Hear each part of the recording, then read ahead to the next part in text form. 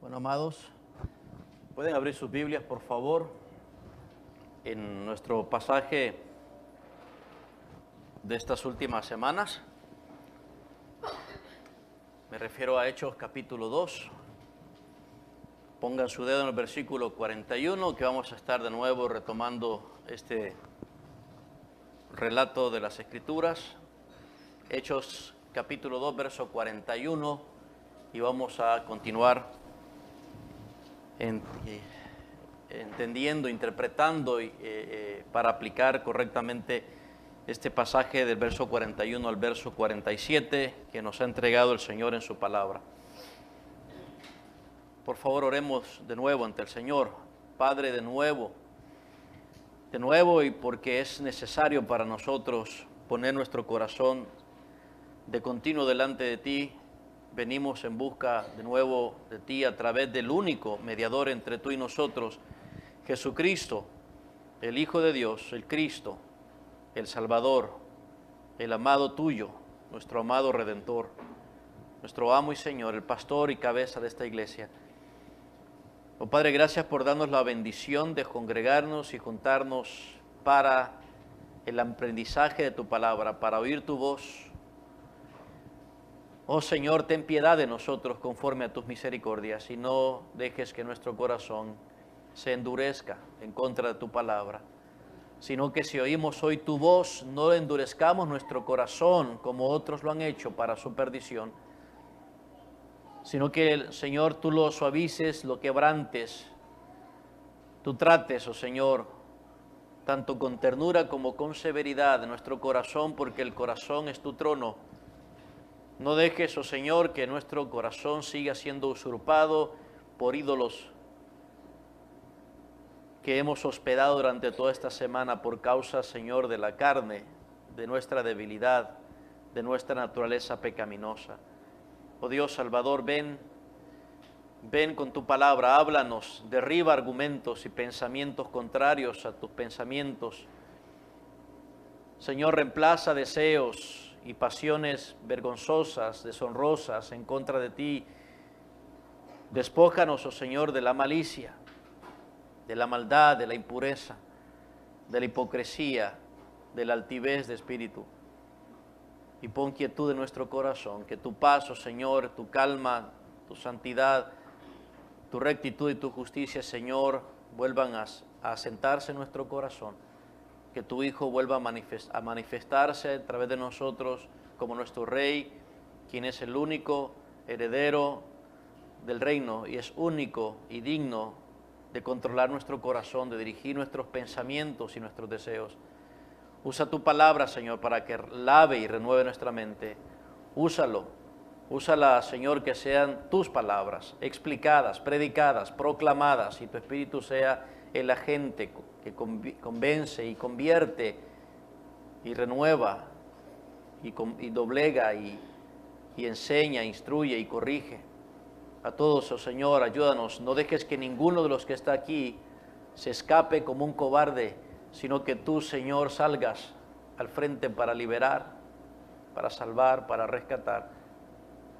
No dejes que nadie huya como un impío sin esperanza, sino, Padre, atráenos a todos a tu belleza, a la hermosura que ha sido revelada en Jesucristo, a su gloria, a su esplendor, a su perfección, a sus sublimes promesas, a su gran esperanza que nos ofrece. Y júntanos todos alrededor de tu Hijo, Dios, para aprender de Él. Te lo suplicamos. Necesitamos, oh Señor, la verdad predominando en nuestro corazón. Necesitamos tu verdad, Señor, consumiendo nuestra mente, fluyendo por todo nuestro ser. Necesitamos que tu verdad, oh Señor, saque y expulse toda mentira y engaño, toda falsedad, Señor, porque la verdad está solamente en ti y en tu Hijo, que es la verdad. Así que, Señor, conságranos a tu palabra. Que todo esto resulte para el honor tuyo y la gloriosa bendición de ser renovados en ti y que tú des fruto. Al final, nuestros corazones queden esclavos de nuevo ante Jesús, nuestro libertador, nuestro Señor, nuestro Salvador. Te lo suplicamos, Padre, te lo pedimos, porque esa es tu voluntad. En Jesús nuestro Señor lo suplicamos. Amén y amén. Muy bien, amados, hemos estado en esta serie de mensajes basado en Hechos capítulo 2, versículo 41 al 47, y hemos estado considerando que la única condición para que seamos una iglesia cristiana auténtica es que estemos siendo edificados por el Señor de la iglesia, edificados por Cristo mismo. Si el Señor edifica nuestra iglesia, entonces tenemos seguridad y garantía de permanecer a salvo hasta su venida. Si Cristo cumple su parte, ¿cuál es su parte?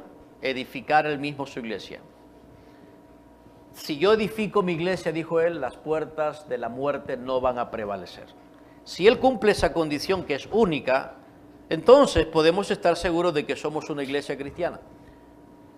Por lo tanto, entonces una iglesia cristiana no se edifica sobre los fundamentos o bases o métodos humanos. La iglesia cristiana no es el producto de la estrategia humana. Como suelen fundarse iglesias hoy en día, surgen nuevos grupos religiosos llamándose iglesias cristianas bajo estrategias humanas. La iglesia de Cristo no es el producto de la sabiduría humana. Entonces esto es lo que estamos nosotros considerando aquí. Si Cristo cumple su parte de condición de edificar él mismo su iglesia, entonces podemos estar seguros de que somos una iglesia cristiana. Lo opuesto a eso es el peligro. Lo opuesto a eso es lo que nos debe preocupar. Si él no la está edificando, entonces ¿qué estamos haciendo? Entonces, ¿qué sentido tiene llamarnos cristianos y estar o ser parte, digámoslo, supuestamente de una iglesia cristiana cuando él no la está edificando? Pero si él lo cumple, entonces podemos estar seguros. Nuestra salvación personal es obra perfecta del Señor, y también nuestra edificación colectiva como iglesia también es obra perfecta del Señor. Así que la vida cristiana comienza y existe de la misma manera en la que la iglesia comienza y existe. Cristo es mi Señor y mi Salvador como cristiano. Pero no solamente eso, Cristo es nuestro Señor y Salvador como iglesia. Esto es lo que el hermano Teófilo, el receptor de este libro de Hechos, debía estar claro en eso. Lucas simplemente le da otro tomo a Teófilo, el hermano Teófilo, el excelentísimo, como lo llaman el primer tomo, que es el Evangelio de Lucas, en el capítulo 1. Y Lucas le dice a Teófilo, todas estas cosas que te he escrito en orden, desde su origen, desde sus comienzos, te las escribo para que estés completamente convencido y persuadido de lo que ya has oído conforme a la enseñanza de Jesús. Entonces, Teófilo, el hermano, cuando tuviera este libro en sus manos, él simplemente leía el siguiente tomo donde él estaba verificando, corroborando y siendo convencido de la verdad acerca de Jesús, pero también de la verdad acerca de la iglesia de Jesús. Eso es fundamental para todo discípulo de Cristo. Un discípulo de Cristo no puede solamente quedarse con la verdad acerca de Jesús y desconocer la verdad acerca de su iglesia. Un discípulo de Cristo nunca es un seguidor de Jesús sin estar junto con los demás seguidores. Lucas entonces quería que Teófilo supiera cómo encontrar una iglesia de Jesús, cómo encontrar una iglesia de Cristo, edificada por Cristo. Cómo su búsqueda no fuera infructífera y también cómo su búsqueda no fuera fallida. Y cómo su búsqueda de una iglesia cristiana en aquella época no fuera una búsqueda errónea, que no se fuera a equivocar, que él no fuera a creer que cualquier grupo de personas con ciertos elementos religiosos, estos son cristianos. Para Lucas era fundamental que el Teófilo como cristiano y así todo el resto de los cristianos todos los cristianos en toda época que tuvieran acceso a este libro como lo tenemos nosotros hoy, no cometiéramos el error de equivocarnos en cuanto no solamente a Jesucristo para salvación, sino en cuanto a la iglesia también para salvación, porque como ya hemos dicho, fuera de la iglesia no hay salvación, pero no la iglesia bautista o la iglesia católica o la iglesia mucho menos mormona, no, fuera de la iglesia real, espiritual de Cristo no hay salvación. Para poder ser salvos tenemos que haber sido introducidos a la iglesia, en el cuerpo de Cristo. Entonces, Lucas sabía, Teófilo, no te puedes equivocar en esto. Cualquier iglesia local que encuentres debe ser el reflejo auténtico de la iglesia espiritual, real, auténtica y legítima de Jesucristo. Entonces eso es lo que hace Lucas. Y ese es el beneficio para nosotros, amados hermanos, que somos como Teófilo, somos discípulos de Jesús. Y estamos ante la misma necesidad, hoy más que nunca, de no equivocarnos acerca de lo que es no solamente Cristo para salvación, sino de lo que es la iglesia también para nuestra conservación y nuestra preservación de la fe. No podemos equivocarnos, no podemos cometer errores.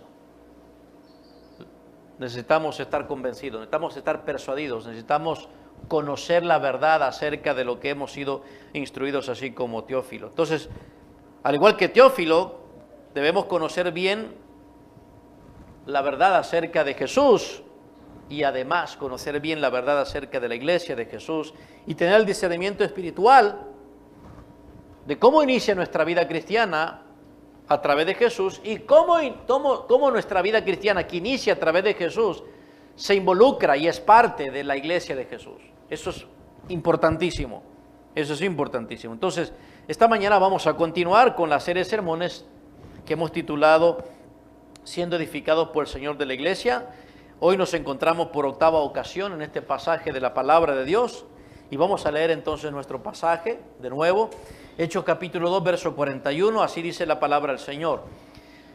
¿Listos, hermanos? Dice: así que los que recibieron su palabra fueron bautizados y se añadieron aquel día como 3,000 personas y perseveraban en la doctrina de los apóstoles, en la comunión unos con otros, en el partimiento del pan y en las oraciones. Y sobrevino temor a toda persona, y muchas maravillas y señales eran hechas por los apóstoles. Todos los que habían creído estaban juntos y tenían en común todas las cosas, y vendían sus propiedades y sus bienes, y lo repartían a todos según la necesidad de cada uno. Y perseverando unánimes cada día en el templo y partiendo el pan en las casas, comían juntos con alegría y sencillez de corazón, alabando a Dios y teniendo favor con todo el pueblo. Y el Señor añadía cada día a la iglesia a los que habían de ser salvos. Lo que Lucas quiere a través de este relato, al concluir de la manera en que concluye este suceso inicial en la vida de la iglesia primitiva o de los primeros cristianos en aquella época, él quiere enfatizar cómo es que comienza la iglesia, cómo se origina todo. Y por eso en el versículo 41 viene él y plantea el énfasis cuando dice: así que, entonces, como resultado de lo anteriormente contado, vean lo que sigue, porque así fue. Y eso es lo que él quiere enfatizar, que el lector, Teófilo y cualquiera de nosotros pueda notar: así es como fue todo, así es como comenzó la iglesia. Aquí están las raíces del cristianismo histórico, del cristianismo como tal, de la religión cristiana auténtica, no la religión cristiana de Roma 3 siglos después, sino aquí la religión cristiana de la cual fueron parte los apóstoles y los primeros cristianos allá en Jerusalén. Todo esto sucedió y resultó en esto, y así fue. Y entonces comienza él a hacer un resumen condensado de lo que es el inicio de la iglesia y darnos un cuadro, ¿verdad?, de esas raíces, de lo que tenemos que saber sobre la iglesia. Así que no hay mejor, entonces, texto histórico que este para poder conocer lo que es una iglesia cristiana desde su origen. Y luego el resto del Nuevo Testamento se encarga en explicarnos lo que en el relato se haya escrito aquí. Muy bien. ¿Qué estamos aprendiendo en este pasaje que hemos leído? Estamos aprendiendo que la edificación de la iglesia es la perfecta obra de nuestro Señor Jesucristo. Eso es lo que Lucas quiere, convencer al lector de que quien edifica la iglesia es Jesucristo. Así es como concluye él en este párrafo, versículo 47, dice, y el Señor añadía, haciendo énfasis en la acción divina, en la acción del Señor, y es el Señor Jesús, añadía cada día a la iglesia. Y lo mismo dice el versículo 41, y el Señor añadió aquel día como 3,000 personas. La iglesia es ocupación de Jesús, no es ocupación del pastor o de otros hombres. Nosotros solo somos empleados, obreros, contratados, pero realmente una iglesia cristiana genuina y auténtica es donde Cristo está presente a cargo. Jefe, Señor, amo, como dijimos el domingo pasado y se los recalqué, los fuimos a ver cómo lo plantea el apóstol Pablo, es la cabeza de la iglesia que es su cuerpo. Entonces, ¿cuál es nuestro papel? Si el papel de Jesús es edificar la iglesia, es su obra perfecta, entonces nuestro papel, ¿cuál es como cristianos? Hemos estado enfatizando que nuestro papel como cristianos es venir a ser los obreros de construcción que hemos sido contratados para seguir las instrucciones de Él como cabeza y simplemente asegurarnos de que no estamos estorbando en la edificación, sino que estamos colaborando como obreros en la construcción de una iglesia santa y sin mancha en este mundo. Así que es importante que revisemos qué es lo que dice Lucas sobre la obra perfecta de Cristo y qué es lo que dice el resto del Nuevo Testamento sobre la perfecta edificación de la iglesia en las manos de Jesucristo y de tal manera que podamos asegurarnos de que estamos participando positivamente de esa construcción en vez de participando negativamente o obstruyendo la edificación de la iglesia. De eso se trata, hermanos, lo que estamos aprendiendo en este pasaje bíblico. Y hemos estado diciendo que lo que deberá pasar con lo que aprendan en este pasaje, al saber que Cristo es el que edifica perfectamente su iglesia, entonces nuestra respuesta no va a ser pasiva, nuestra respuesta va a ser activa, una respuesta de compromiso.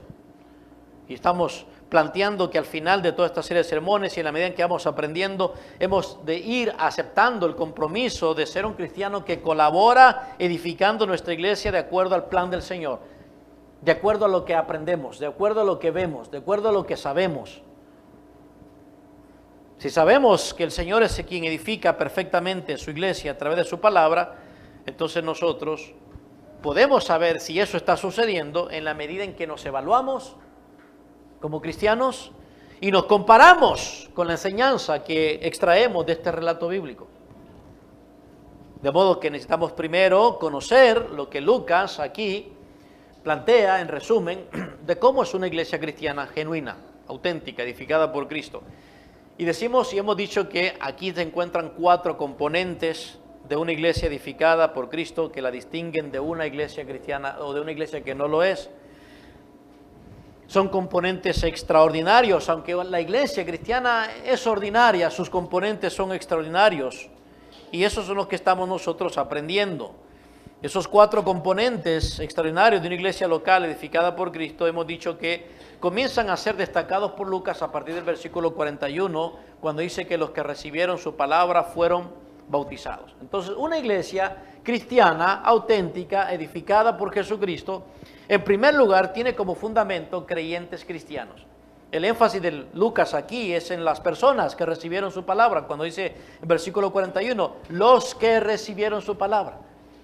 Le dice, Teófilo, anda, mira, Teófilo, eres un discípulo de Jesús, estás persuadido y convencido de la verdad acerca de la salvación solo en Jesús. Jesús es el Salvador de la humanidad, en ningún otro hay salvación, Teófilo, y tú estás convencido por obra divina de que eso es así.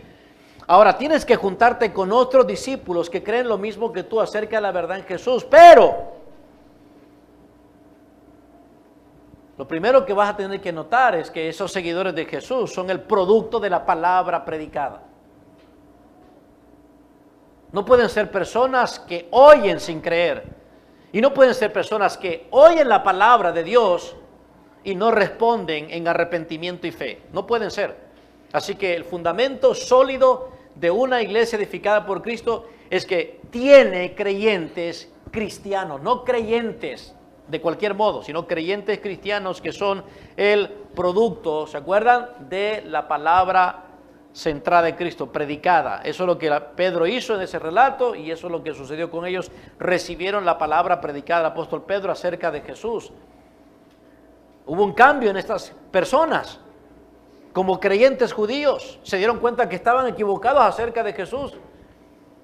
Estaban equivocados acerca de sí mismos. Entonces el llamado fue: arrepiéntanse y crean en Jesús, al que crucificaron. Se dieron cuenta: nos equivocamos sobre Jesús. Nosotros creíamos que era un buen profeta. Nosotros creíamos que era un buen hombre nada más. Nosotros creíamos que era una buena persona. Y otros, obviamente envidiosos, porque nosotros creíamos que más bien nos venía a estropear todo el sistema. Se equivocaron. Este es el Cristo, el Señor, el Hijo de Dios, el Salvador, la verdad, el Santo de Dios. Arrepiéntanse. Acepten que se equivocaron. Y acepten también que se equivocaron en cuanto a ustedes mismos. Están equivocados en considerarse ustedes mismos como personas que pueden ganarse la salvación, que pueden obtenerla. Entonces así es como comienza un cristiano. Un cristiano comienza cuando acepta que está equivocado sobre Dios, sobre Jesús y sobre sí mismo.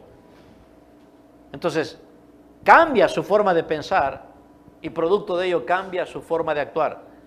Todos sus errores, sus equivocaciones ahora ya son superadas porque ahora recibe la palabra y ahí comienza no solamente la vida de un cristiano, ahí comienza la iglesia. Ahí comienza la iglesia. Ese es el fundamento sólido de una iglesia. Creyentes, cristianos, genuinamente convertidos por la palabra de Dios. Y eso a la vez da lugar a ¿qué, hermanos? A la membresía genuina. Como dice el versículo 41, los que recibieron su palabra fueron bautizados y añadidos aquel día como 3,000 personas. La membresía genuina.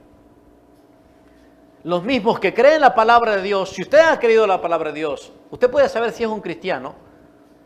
Usted puede saberlo, usted puede saber si es un cristiano en la manera en que usted evalúa cómo ha respondido a la predicación de la palabra de Dios y cómo sigue respondiendo a ella. Si usted es una persona que busca escuchar la palabra de Dios sin compromiso, sin respuesta, sin arrepentimiento, sin fe, sin abandono completo a su propia opinión, a sus propias creencias equivocadas, usted no puede ser un cristiano genuino y mucho menos un miembro de la iglesia. Pero si usted ha recibido la palabra como estas personas, usted es un cristiano genuino y usted automáticamente es el candidato para expresar públicamente lo que ha creído. Y ahí es donde entra el bautismo. Usted es bautizado. Es bautizado. Y son los que creen, los que son bautizados, y esos bautizados se unen junto a otros. Son añadidos para estar con otros. No es que son cristianos, bautizados y siguen por la vida alejados de los demás. Al contrario, vienen a ser parte de un nuevo pueblo, de donde no eran pueblo. Como dice el apóstol Pablo, recordándole a los efesios para que tuvieran moderación y no perdieran de vista su pasado, para que no se llenaran de orgullo y de vanagloria. Se los recuerda en la carta a los efesios. Ustedes antes recuerden, ustedes antes estaban alejados de Dios, sin Dios y sin sus promesas. Nada de lo que son ahora es porque se lo ganaron o porque lo merecen. No lo olviden. Así que convivan entre ustedes, de tal modo que recuerden que son el producto de la gracia divina. Por la palabra vinieron a ser salvos.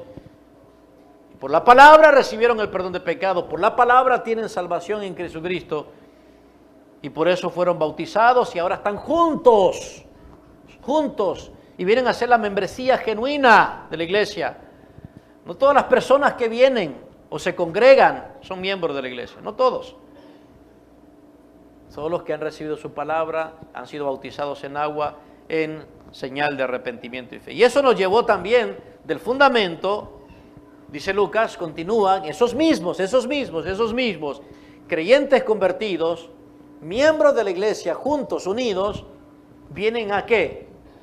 A ocuparse, vienen a actuar y entonces vienen las actividades. Son estos mismos que actúan de un modo propio, singular, único entre los cristianos, que es lo que estamos considerando. Entonces, fundamento, membresía, actividades vitales, y en cuarto lugar, el ciclo se cierra. Una iglesia edificada por Cristo la vemos así, comienza así, sigue así, luego se cierra. Producto de estas actividades es una iglesia con testimonio. Un testimonio, hermanos, un testimonio impactante. Y entonces, ¿por qué tenemos membresía genuina en la iglesia? ¿Y por qué tenemos actividades espirituales en la iglesia? ¿Y por qué tenemos un testimonio de iglesia? Todo comienza aquí. Porque hay predicación de Cristo, de la palabra de Cristo, y todo esto produce esto y termina aquí. Aquí inicia y concluye, y ese es el ciclo para ver una iglesia. Como lo ven ustedes, aquí no vemos una iglesia hecha a la manera del hombre. Es tan simple como eso, pero sus componentes son extraordinarios. Muy bien, habiendo recordado eso, hemos aprendido qué es lo que significan los primeros tres componentes ya vistos, esos tres componentes extraordinarios. Entonces nos hemos referido al fundamento sólido, nos hemos referido a la membresía genuina y nos hemos referido a las actividades vitales, y ahí nos encontramos ahí estacionados en las actividades vitales. Ya sabemos entonces lo que significa el fundamento sólido, ya sabemos lo que significa la membresía genuina, y con eso en cuenta tenemos también una definición de lo que es iglesia a la luz de este trazo bíblico que nos hace Lucas aquí. Y debemos entender entonces que una iglesia local es una asamblea de creyentes cristianos unidos espiritualmente y agrupados geográficamente por la fe en Cristo, con un mismo compromiso y con el propósito común de testificar de Cristo tal como Él mismo lo estableció. Es así como Lucas nos permite ver la iglesia en este relato. Así, en una definición tan simple como esa, o en una idea como esa. Ahora bien, nos estamos refiriendo a las actividades vitales, versículo 42, que dice, y perseveraban estos mismos, estos que reciben la palabra, estos miembros bautizados, perseveraban, no otros, ellos. Y eso es lo que Lucas quiere destacar, quiere decir, miren la secuencia, qué naturalidad. Y estos son los que perseveraban. Es como si Lucas quisiera enfatizarle a Teófilo, Teófilo, no te vas a perder. Una cosa te va a llevar a la otra. Vas a poder notar una iglesia cristiana a través de estos componentes, porque el uno te va a llevar al otro.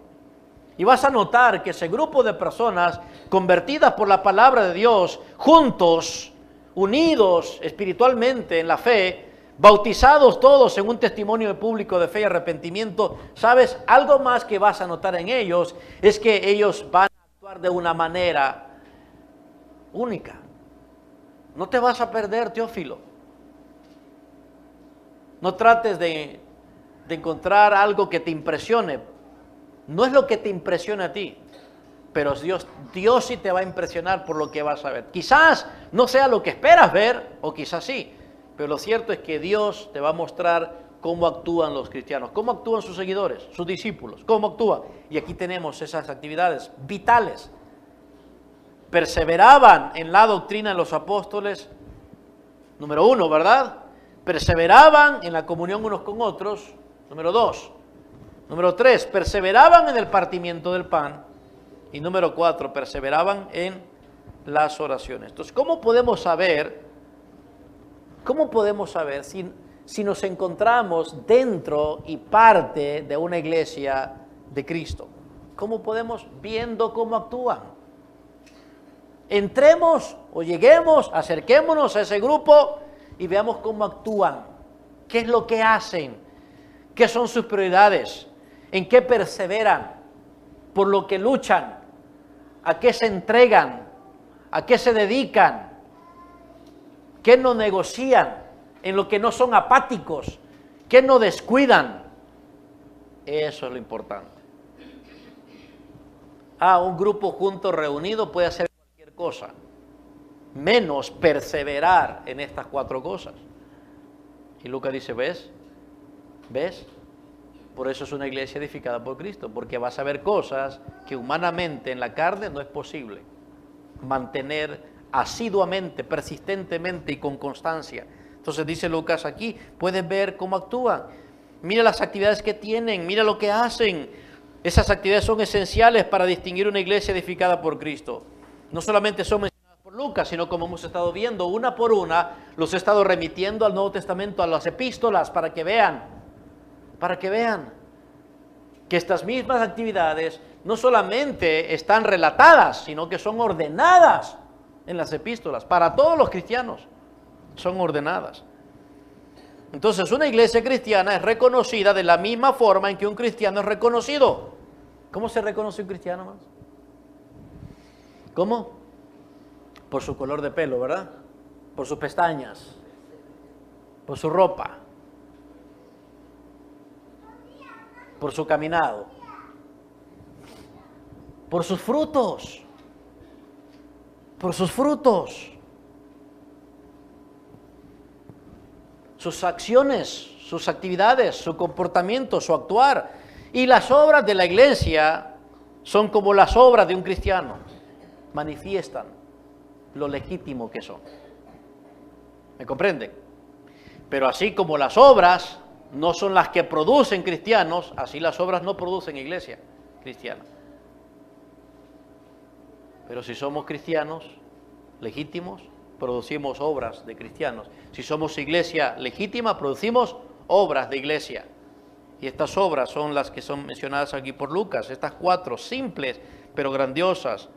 Así que todos los creyentes cristianos actúan de un modo singular, todos realizan las mismas actividades vitales de un modo persistente, diligente y comprometido. Así que hemos resumido que una iglesia conformada por cristianos genuinos actúan de una manera, todos tienen los mismos parámetros de comportamiento, de actuación, las mismas actividades distintivas en cada cristiano.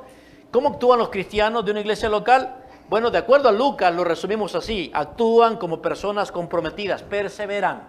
Acuérdense, perseveran.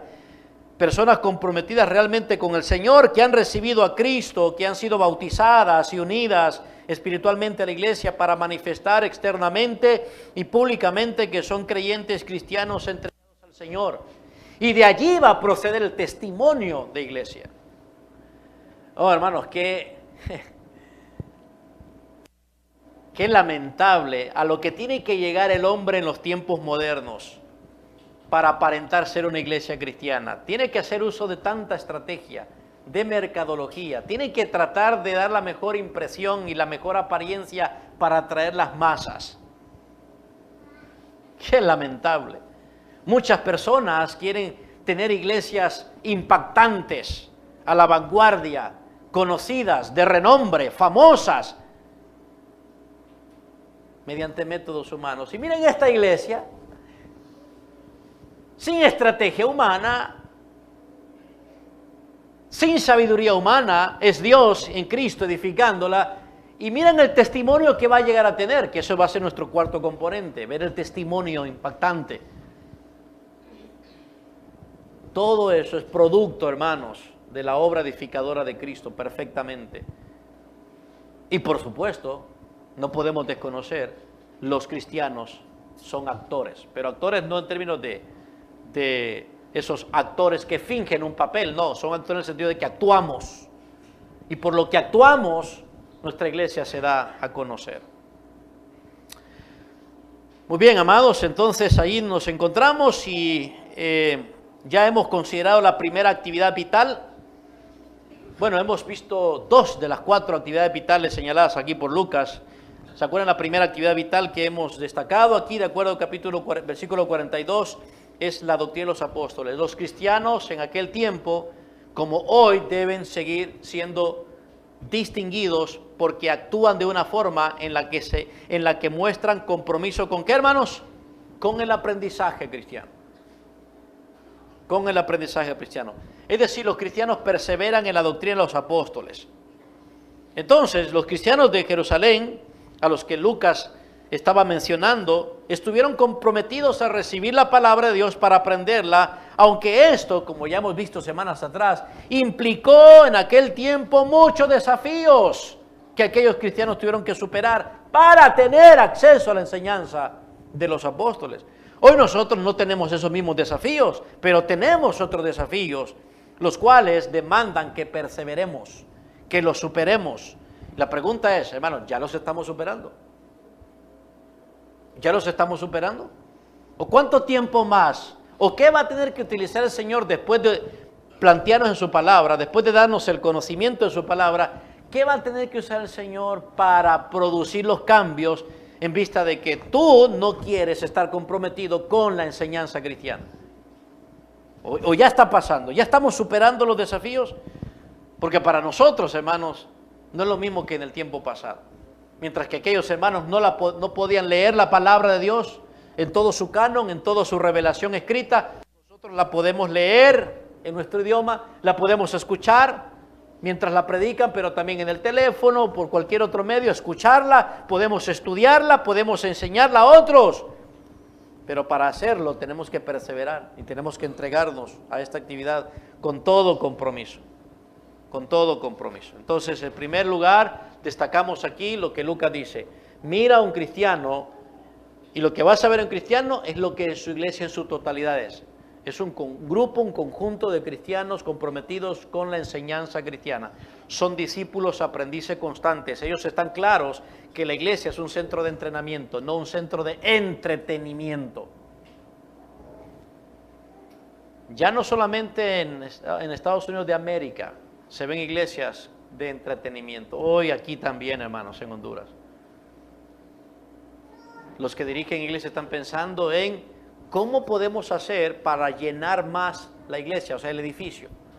¿Y qué podemos hacer para que la gente traiga más gente? Y todo eso es parte de un plan estratégico. Y entonces vamos a ofrecer a las personas lo que más les gusta. ¿Y a quién no le gusta entretenimiento? ¿A quién no le va a gustar entretenimiento? ¿Entiendes? ¿A quién no le gusta motivación?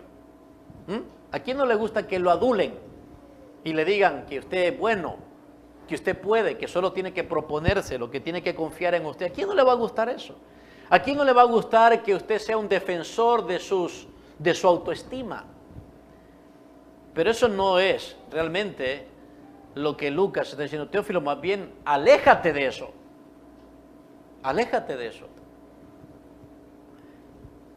Bien, el domingo pasado estuvimos hablando, reconociendo aquí la segunda actividad vital que dice aquí en la palabra de Dios, que perseveraban en la doctrina de los apóstoles y también en qué, hermanos, en la comunión. ¿Se acuerdan? En la comunión. Y esto nos habla de la segunda actividad vital de un cristiano que se puede ver en una iglesia cristiana. Y es un compromiso con la fraternidad cristiana. Ellos perseveraban en la comunión. Es muy importante que sepamos reconocer que Lucas conecta la comunión, como leemos ahí, con la perseverancia. Es decir, no solamente perseveraban en la enseñanza, sino que también perseveraban en la comunión. ¿Cómo sabemos? Bueno, porque Lucas, cuando escribe en el idioma original, en el griego, notamos que él enlaza la oración con un i, y eso entonces lo vemos aquí reflejado en la traducción con una coma. Esa coma está, como quien dice, reemplazando el i, para decirnos que este elemento aquí mencionado es también un elemento modificado por la perseverancia. Perseveraban en esto, coma, y perseveraban también en esto. Y Lucas quiere entonces darnos a conocer qué es lo que pasaba con aquellos que estaban comprometidos con la enseñanza cristiana. Bueno, también pasaba algo. Parece ser que la enseñanza cristiana, la enseñanza de los apóstoles, estaba orientado no solamente, escuchen bien esto, no solamente a información teológica, no solamente a conocimiento teológico, sino tanto teológico como pragmático, práctico. En otras palabras, la enseñanza apostólica estaba orientada también no solamente a saber creer ciertas cosas correctas, sino saber hacer las cosas correctas por lo que sabemos. Entonces, en base al aprendizaje, surgían ¿qué? Una fraternidad, surgía otra forma de actuar, otra forma de relacionarse, otra manera de estar juntos. Miren qué cosa más notable. La enseñanza de la palabra de Dios estaba modificando el comportamiento de ellos entre ellos. Eso es comunión. La comunión en la que perseveraban era sin lugar a dudas un reflejo de la enseñanza bíblica en la que perseveraban. De acuerdo a Hechos capítulo 2, 3,000 personas continuaron constantemente en el primer compañerismo de la iglesia. Y Lucas nos cuenta que estos creyentes cristianos también perseveraban en la comunión. Y el domingo pasado les mencioné eso. ¿Cómo es que la comunión entre cristianos es un asunto de perseverancia? Si ya sabemos lo que significa perseverancia. La palabra perseverancia tiene una connotación de sacrificio, de esfuerzo, de entrega, de dedicación, de persistencia. O sea, la palabra perseverancia concibe la idea de desafíos, de retos, de obstáculos.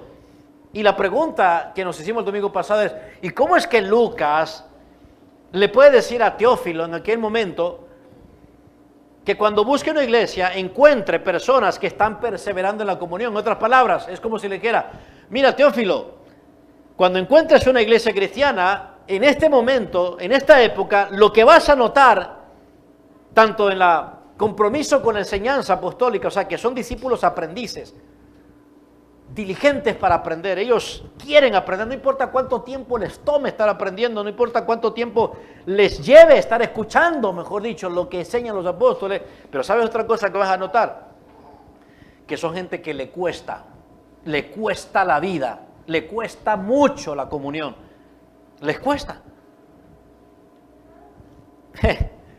Imagínense, hermanos, que si eso fuera posible, que hoy nosotros lo anunciamos y dijéramos a la gente, venga, congrese con nosotros, acompáñenos, aquí la comunión le va a costar. Imaginen que dijéramos eso.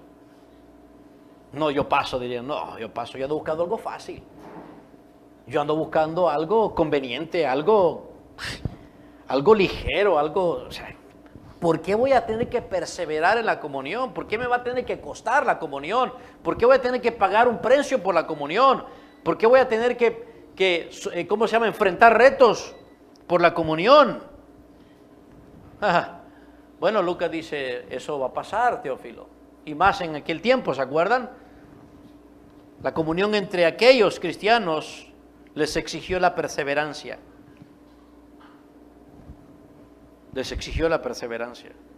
¿Qué tipo de dificultades o retos tuvieron que enfrentar y superar como para que Lucas destacara este compromiso de tal forma como lo dice, que perseveraban en la comunión, hermanos? Bueno, el domingo pasado mencioné, digámoslo así, un poco de eso. Permítanme recalcarlo y ampliarlo un poquito más. Creo que, como les dije el domingo pasado, varias razones podrían haber hecho que Lucas le dijera a Teófilo que ellos perseveraban en la comunión. Pero una, y creo que es la más elemental, la más lógica, ¿se acuerdan a qué me refiero? ¿Cuál era? ¿Cuál era? ¿Qué reto? ¿Qué desafío? La gran cantidad de personas juntas. ¿Se acuerdan? ¿Se imaginan el reto que significó para aquellos primeros cristianos que formaban un grupo tan numeroso, reunidos juntos, tener comunión unos con otros? ¿Se imaginan el desafío que eso representó? Solo piénsenlo, hermanos. Más de 3,000 personas juntas como miembros de la misma iglesia, reuniéndose todos los días en el templo, como lo leemos aquí. Versículo 46. Y perseverando unánimes cada día en el templo, juntos. Imagínense lo que eso pudo significar. Y no solamente reuniéndose todos los días, más de 3,000 personas juntándose para vamos al templo, sino que además se reunían varias veces a las semanas en sus casas también. Verso 46, y partiendo el pan en las casas. No eran mansiones, hermanos, y no eran casas bien acondicionadas, ¿verdad? En sus casas, estrechas casas no con las comodidades que ustedes tienen o que les gustaría tener, no con muebles, no con cerámica, no con aire acondicionado. Juntos, más de 3,000 personas, acomodándose como podían para adorar juntos al Señor, Porque eso es lo que destaca aquí, ¿no es cierto? Versículo 44, todos los que habían creído estaban juntos. ¿Vas a ir al templo, hermano? Sí, juntos vamos al templo. ¿Vas a ir a la reunión en la casa? Sí, hermano, juntos vamos. Imagínense cómo se despegaban esos. No se despegaban, hermanos. Eso era un desafío. 3,000 personas juntas, conviviendo diariamente. Dice Lucas, y destaca él, que se miraban casi todos los días, congregándose juntos, acomodándose como podían. Hermanos, los creyentes cristianos del pasado, tal como lo menciona Lucas aquí, no se reunían una vez a la semana para tener cultos dominicales como nosotros tenemos. No, no eran cultos dominicales como nuestra costumbre. No, de lo que leemos aquí es que se reunían diariamente, versículo 46. Y por lo tanto, a diario sucedían cosas entre ellos. ¿Verdad? ¿Qué no puede pasar en un grupo de más de 3,000 personas? Diariamente, viéndose, hablándose, relacionándose. Diariamente, hermanos, conocían las situaciones y necesidades de todos ellos. Diariamente se daban cuenta de la vida de cada uno de ellos. Así que a diario tenían que tratar asuntos de todos ellos como iglesia. No fue mucho tiempo después de este comportamiento, como lo vemos aquí, de este comportamiento, de esta comunión, no fue mucho tiempo después que tuvieron que enfrentar un gran desafío, porque a diario ellos pasaban tanto tiempo juntos, porque ellos no se miraban de otra manera, hermanos. Ellos, en el momento en que fueron convertidos, creyeron que en Cristo Jesús un nuevo pueblo inició, una nueva familia comenzó, un nuevo reino, y yo tengo el privilegio de ser miembro de este nuevo pueblo, de este nuevo reino, de esta nueva familia. No puedo estar lejos de esta familia, no puedo concebir mi vida de aquí en adelante de la misma manera en que era. Y poco tiempo después, resultado de esa convivencia juntos, hermanos, y de circunstancias adversas, leemos en el capítulo 6 de Hechos, versículo 1, que se intensificó el reto y el desafío. En aquellos días, como creciera el número de los discípulos, hubo murmuración de los griegos contra los hebreos, de que las viudas de aquellos eran desatendidas en la distribución, ¿qué? Diaria. ¿Ven lo que les digo? Todos los días se estaban viendo. Todos los días tenían deberes unos con otros.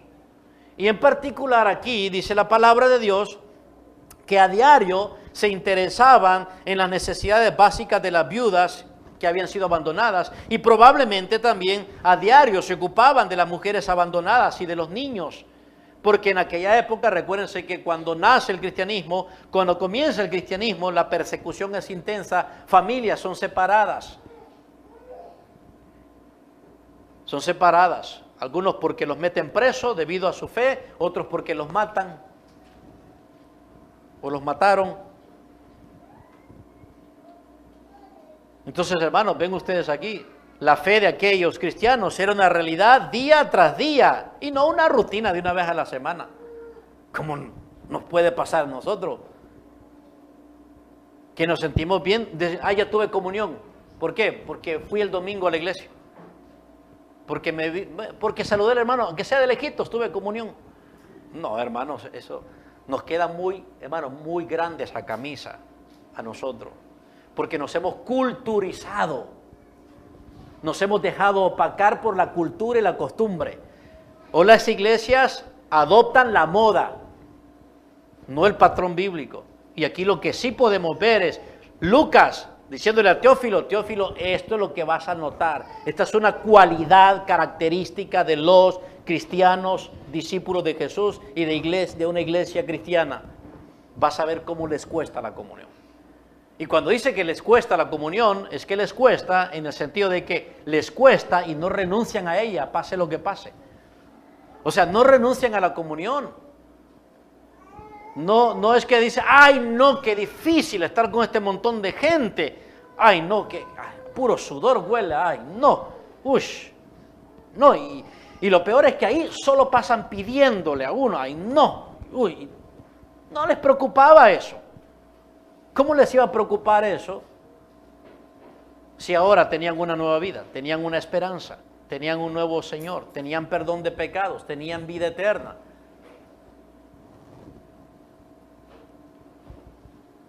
Hermanos, ese era un gran esfuerzo, ¿no creen? Tener comunión así. ¿Era o no un gran esfuerzo? Una gran exigencia. Por eso es que Lucas le dijo a Teófilo que perseveraban esos cristianos. Ahora se dan cuenta, hermanos, perseveraban. Tenían un compromiso con la fraternidad cristiana. ¿Por qué? Porque eran pecadores que habían sido convertidos en creyentes cristianos. Por eso.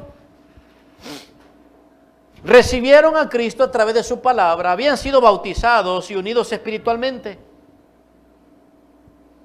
Lo que estaban haciendo solo era el resultado, el fruto de su nueva relación con Dios a través de la fe en Jesús. Solo, hermanos, pongámoslo así, solo estaban actuando como cristianos, solo eso. ¿Y por qué esos hermanos perseveran así con la gente que son tan diferentes, de diferente clase social, de diferentes personalidades, con desigualdades económicas, desigualdades sociales, desigualdades de esta naturaleza, de diferentes perfiles? Oíme, ¿y por qué pasan juntos tantos días, hombre? ¿Por qué? ¿Por qué? Eso es como si le preguntaran a usted, no sé si usted o alguien de ustedes, hermano, tienen familiares menos favorecidos que ustedes, económicamente hablando, de otra manera, o académicamente hablando. No sé si ustedes tienen parientes que no tienen las mismas condiciones económicas que ustedes, tienen menos condiciones económicas, menos condiciones académicas, menos oportunidades, y si se encuentran a alguien y le dice, oye, vos es cierto que fulanito de tal, aquel pordiosero allá, es tu pariente. ¿Qué? Ni loco vos. Ni loco. ¿Quién te dijo vos? ¿Quién te dijo eso? No. Imagínense esos hermanos. Con distinciones de ese tipo. Y le preguntaron, oye, ¿por qué todos los días quieres pasar con esa gente miserable, hombre? Que da lástima. ¿Qué te pueden ofrecer esos cristianos, hombre? Analfabetas. Lo eran en aquel tiempo, ¿no es cierto? Analfabetas. Mujeres chucas, eran mujeres chucas. Chucas, no me refiero en cuanto a inmoralidad, no. Pobres, miserables, con niños. ¿Por qué pasas todo el tiempo juntos todos los días con ellos? ¿Qué es eso? No perdas el tiempo. ¿Qué responderían ustedes, hermano? ¿Negarían su fraternidad, su parentesco espiritual con ellos? ¿Harían como Pedro la noche en que negó a Jesús? Y dirían, no, ¿qué estás diciendo? Mentira. Prefiero, primero muerto, que eso fuera verdad. O le diríamos, sí, no lo entiendes, ¿verdad? Son mis hermanos en Cristo. Son mi familia. Pero ¿no te avergüenzas de llamarlos hermanos? Si supieras que Jesús, el Hijo de Dios, de acuerdo a Hebreos capítulo 2, dice que no se avergüenza en llamarme hermano a mí. A mí. Jesús no se avergüenza de llamarme hermano a mí. Él sí tiene razones para avergonzarse de llamarme hermano a mí. ¿No es cierto? No soy un hijo como es Jesús de hijo. Yo soy un pecador infiel. No hablo de la mejor manera de mi padre. Soy digámoslo así, en la familia de Dios, soy la oveja negra. Y sin embargo el Hijo de Dios no se avergüenza de llamarme hermano. ¿Qué tal eso, hermano? ¿Y cómo es que nosotros no vamos a querer pasar más tiempo juntos entre nosotros? ¿Cómo es que no vamos a querer tener compromiso fraterno entre nosotros? ¿Cómo es que algunos, por ejemplo, hay algunas personas que solo se dicen hola y apenas hola y un saludo mientras están aquí y ya afuera, ya viene el hermano, pasaste la cuadra vos, rápido antes de que, sí, no, se va a poner a platicar. Y peor si me dice, hermano, en la calle me va a gritar, hermano. No, hombre, ¿qué va a decir la gente? Yo que soy tan discreto y discreta. ¿Se dan cuenta, hermanos? ¿Se dan cuenta de cómo la moda y la cultura ha opacado realmente el producto genuino de nuestra conversión? Actuar como cristianos. Ya no estamos actuando como cristianos, estamos actuando como la gente común y corriente. Entonces, por eso es que Lucas le dice a Teófilo, mira, vas a encontrar a estos hermanos y te vas a dar cuenta que perseveran. Ellos van a perseverar. ¿Por qué? Porque son personas salvadas, amigo. La vida del Señor y su presencia era una realidad viva para ellos. Y el poder de Cristo estaba obrando en sus vidas por medio del Espíritu de Dios. ¿Acaso no fue eso lo que se les ofreció al arrepentirse y creer? ¿No fue eso? Eso fue lo que pasó. Versículo 38, Pedro les dijo, arrepentíos y bautícese cada uno de vosotros en el nombre de Jesucristo en base al perdón de los pecados y recibiréis el don del Espíritu Santo. Recibiréis el don del Espíritu Santo. Entonces, ¿por qué permaneces casi todos los días con este grupo de personas? Por el Espíritu Santo. ¿Qué otra cosa puede producir el Espíritu Santo? Si el fruto del Espíritu es amor, si el fruto del Espíritu es, ¿cómo se llama? Bondad, benignidad. ¿Qué más puedo esperar? No soy yo, es el Espíritu de Dios. Entonces, aquellos creyentes cristianos que habían sido convertidos, milagrosamente tenían la convicción de que toda la historia humana y toda la vida humana se centraba ahora en Jesús. Eso es lo que estaban convencidos ellos. Ellos creían que con la venida de Jesús la eternidad había invadido el tiempo y que el reino de los cielos se había acercado a la tierra. Ellos creían que el Dios eterno, amante y todopoderoso había aparecido en la escena humana, en forma humana, y que ahora habitaba en ellos. Esta es la vida cristiana. Ya no son las cosas como antes. Algo único e irrepetible ha pasado en mi vida, hermano. Por lo tanto, no esperes menos. O sea, no te sorprendas de por qué estoy viviendo tanto tiempo juntos con otros hermanos. No te sorprendas por qué estoy tan dedicado al estudio de la palabra de Dios. No te sorprendas. Algo único e irrepetible y singular ha pasado. El reino de los cielos se ha acercado a mí y he sido introducido al reino de Dios. Estoy viviendo bajo nuevas normas, bajo nuevas leyes, bajo nuevos estándares de vida. Se llama el reino de Dios. Hay personas que quieren ser cristianas, escúcheme esto, sin el señorío de Cristo y sin las normas y estándares del reino de Dios. Ay, yo soy cristiano porque fíjate que hay cosas muy bonitas que me gustan de los cristianos, sobre todo que son medios ingenuos y todo. Me gusta eso de los cristianos. Pero no quieren vivir con normas y leyes cristianas, estándares cristianos. Pero eso no es posible. Entonces, aquellos cristianos pensaban que ni la vida ni el mundo podía ser ya como antes. Así que el Señor era el centro de sus vidas y también lo eran los discípulos del Señor. Su compromiso con Jesús, su amor con Jesús, se reflejaba en su compromiso con los discípulos de Jesús y en su amor con los discípulos de Jesús. Su unión con Cristo la reflejaban en su unión con los hermanos. Si Cristo, que es el hermano mayor, persiste en estar unido con estos pecadores, entonces yo también. Si Jesús quiere pasar todos los días juntos con estos hermanos míos, pues yo debería también. ¿No es cierto? Debería buscar la forma.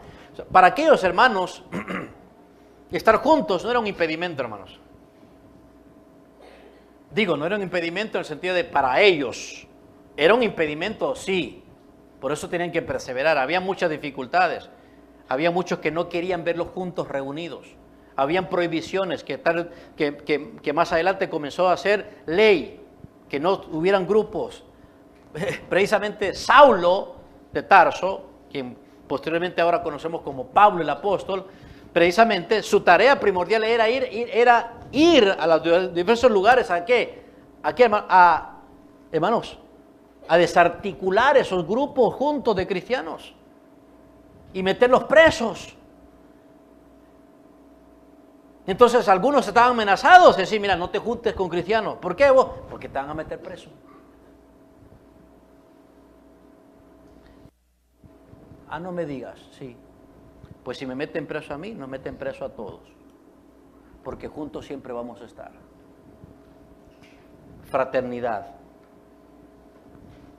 Jesús dijo, en esto conocerán que son mis discípulos. En que se aman unos a otros. En esto van a conocer. Qué lástima, hermanos, que hoy tenemos una caricatura de iglesia cristiana. Sería terrible que nosotros no hagamos cambios a la luz de la enseñanza bíblica. Sería muy terrible que sigamos conformados o resignados a lo que hasta ahora somos. Yo sé que han habido cosas muy nobles, muy buenas, hermano. Gracias al Señor. Que por cierto, muchas otras personas que han venido aquí dicen, yo me quedé allí, me gustó allí porque noté cosas muy lindas, amor entre ustedes, buena relación, mucha amabilidad, ese grupo pequeño. Qué bueno, digo yo. Bueno, por lo menos gracias al Señor no hemos causado un escándalo mayor. Pero ¿saben qué, hermanos? Si eso significa que nos vamos a resignar y conformar convenientemente a decir, ay, qué lindo, y no hacemos ajustes y cambios a la luz de un patrón más bíblico del que ahora conocemos, vamos por mal camino, hermanos. Vamos por mal camino. Y en lo que respecta a la comunión, a la fraternidad, es algo que tenemos que mejorar. ¿Verdad que sí? Tenemos que abundar más y más y más. Abundar más y más y más. Mire, hermanos, por ejemplo, se los voy a poner así, cosas prácticas, simples. Usted no va a asistir al culto dominical, que es su único culto. No es todos los días que nos vemos, hermano. El culto dominical. Usted no va a asistir, usted le da igual. ¿Usted le da igual eso? No. Ni siquiera se toma la cortesía de avisar. Da por sentado que a nosotros no nos importa. ¿Por qué usted daría por sentado que a nosotros no nos importa que se congregue con nosotros? A menos que a usted no le importe congregarse con nosotros. Casi siempre su servidor ha insistido, hermanos, si no viene, si no va a venir por razones de circunstancias, por favor, anticípenos. Queremos saber. Hace tiempo atrás, ¿se acuerdan que tenía por costumbre pasar hasta una lista los domingos? ¿Se acuerdan o no? ¿Se acuerdan o no? Sí, hace unos meses atrás. Algunos como que no, mascaban más chicle cada vez que pasaba yo lista porque ponían nerviosos. Hermanos, debemos estar juntos y debemos rendirnos cuentas. Hoy varios no vinieron. Sepan ustedes por qué no. Yo no lo sé. Yo como pastor no sé. Espero que no sean por razones graves. Pero si lo fuera, bueno, que el Señor tenga misericordia y vamos a estar orando por ello. Pero cosas como esas, hermanos, tan simples como esas, ¿no es cierto? Eso habla de nuestra fraternidad, ¿verdad que sí? Oh, sí, hermanos, habla de nuestra fraternidad.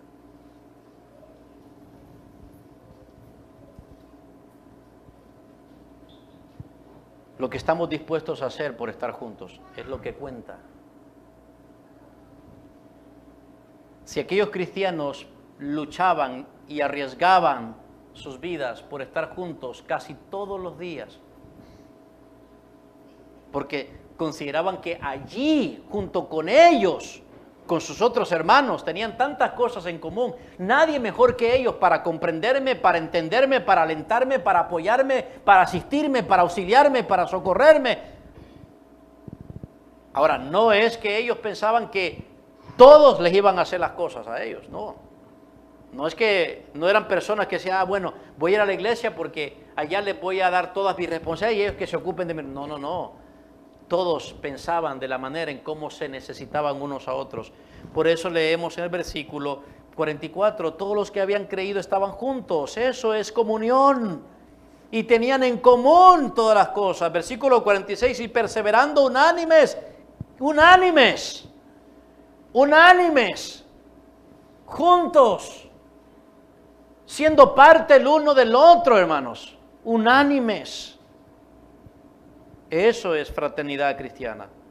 Y nosotros nos corresponde, a la luz de la voluntad de Dios, mejorar, cambiar, abundar, superar, en vez de resignarnos.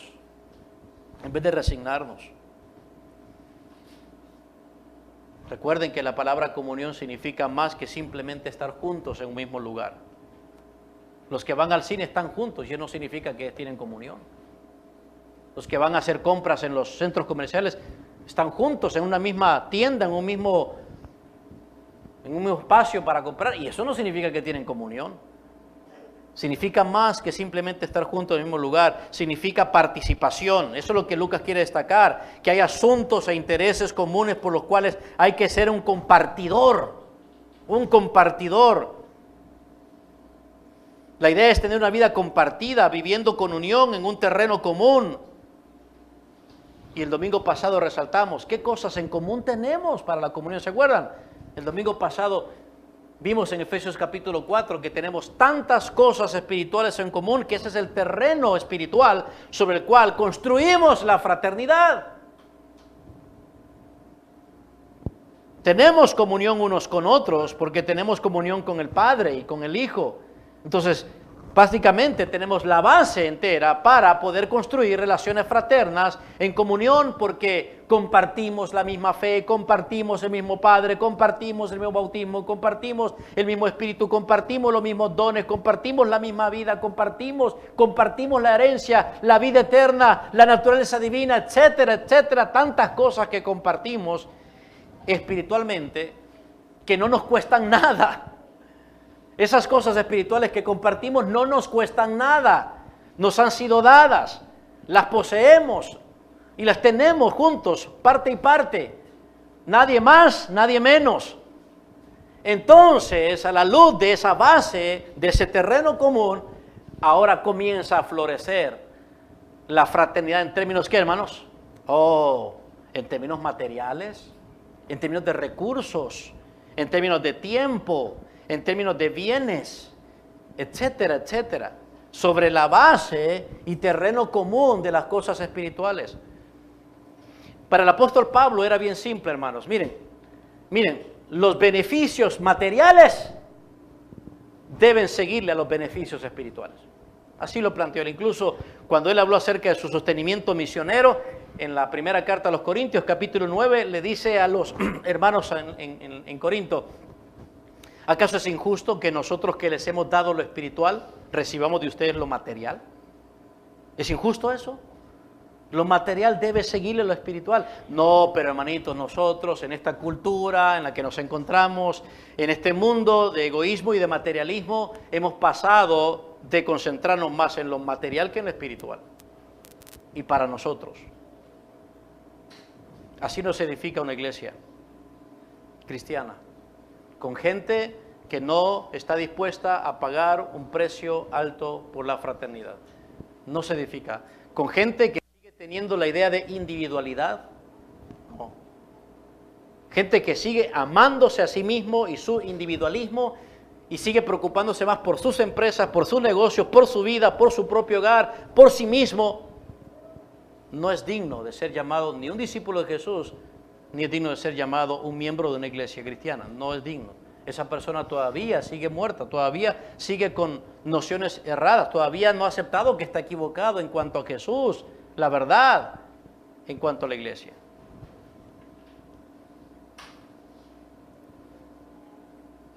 De modo que las raíces comunes en la fe hace que resulte otro nivel de comunión.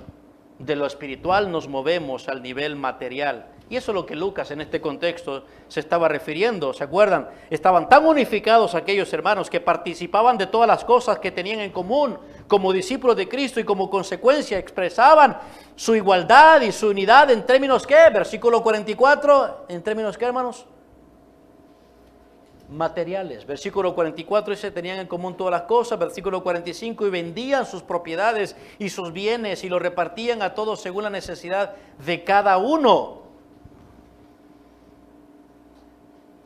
Ellos ascendieron al nivel, hermanos, material, porque estaban sus vidas edificados en el nivel espiritual. Nosotros trabajamos a la inversa. Nosotros primero queremos estar en el nivel material, o sea, tener bendiciones materiales, que Dios nos dé. Yo he escuchado personas que dicen a esos bien hermanos, si el Señor me bendice con tantos millones, yo voy a dar tanto a los hermanos, a la iglesia, tanto. Y comienzan a pensar, a soñar con cosas materiales para, supuestamente, ellos desprenderse más. O sea, en otras palabras, dice, si yo estuviera en mejores condiciones materiales, yo sería más espiritual. Eso es erróneo. Eso está equivocado, hermano. Para estos cristianos que estamos viéndolos actuar, hermanos, nos están dando una bofetada.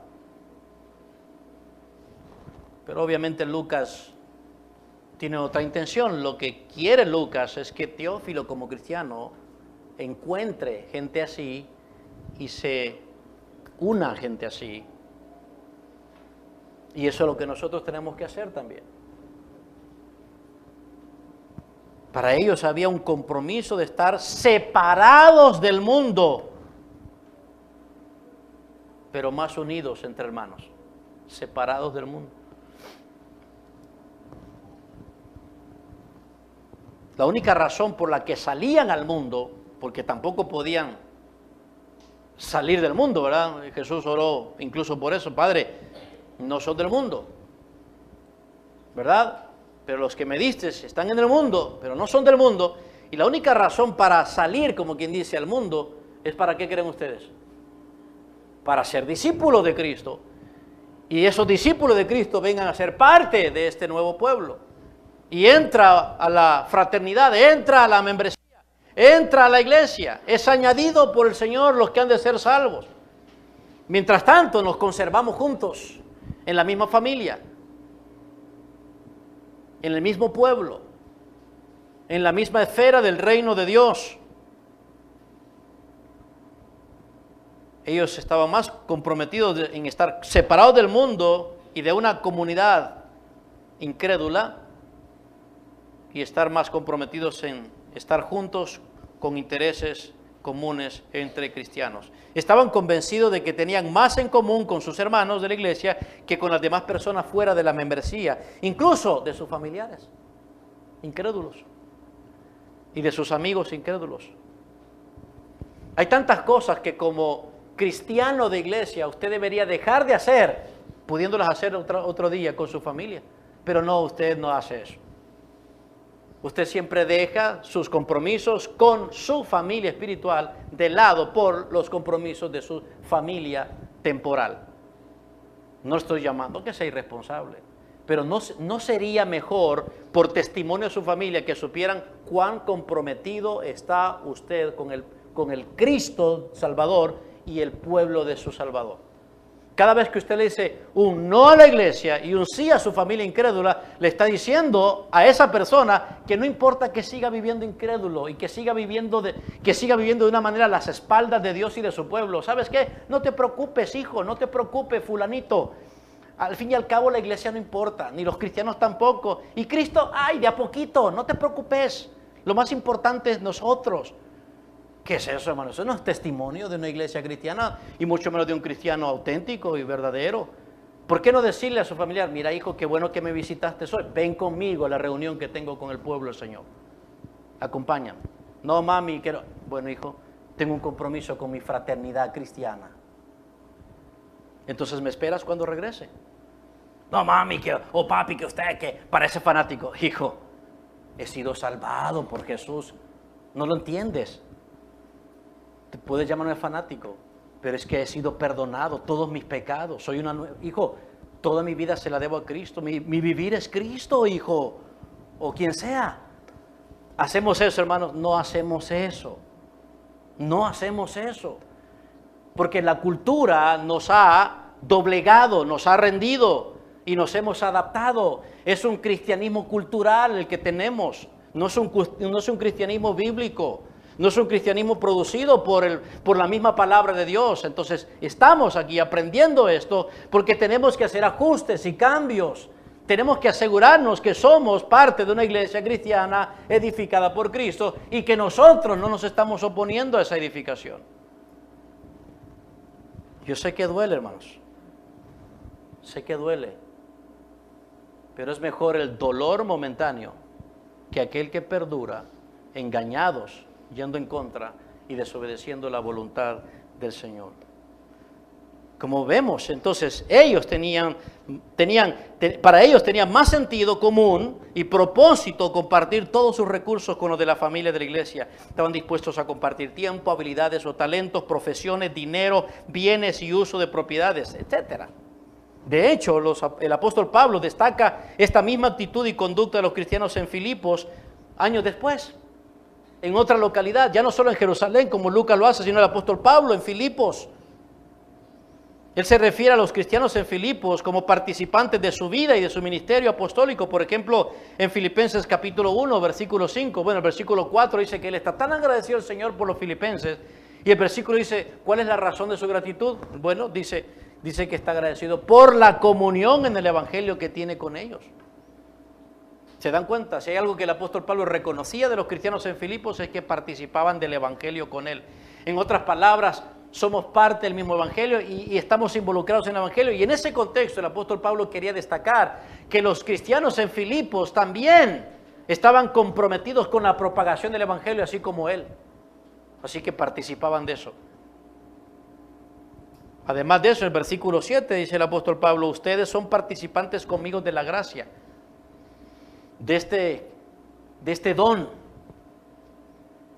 del evangelio, no solamente porque creemos el mismo evangelio, sino el evangelio porque transmitimos el mismo evangelio. Así que participamos de lo mismo, el mismo compromiso, la misma dedicación, el mismo esfuerzo, el mismo propósito, la misma visión.